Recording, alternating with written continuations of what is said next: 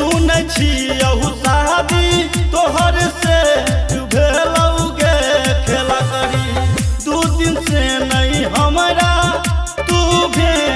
भेलागे खेला करी नहीं कोनो मैसेज नहीं कोनो कॉल के लागे खेला करी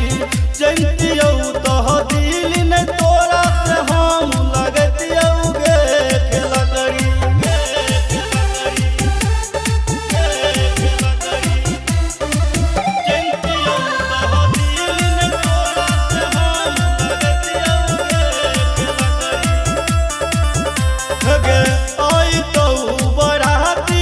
हम सराती बनी यही बउगे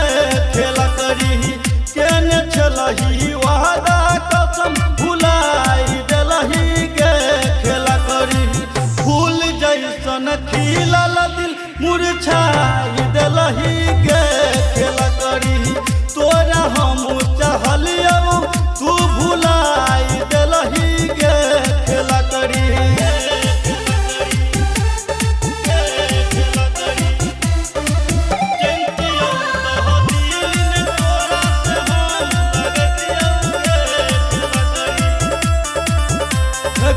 मांगिया में से नूरा तू सजाई लही गे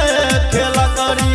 राइटर वीरेंद्र जमदे हाथी लगलही गे खेला करी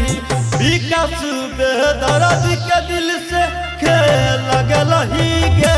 खेला करी अपना शादी के भोज पत्ता बिछा के खिलाई देला गे खेला करी Recording by Upper Mithila Recording Studio.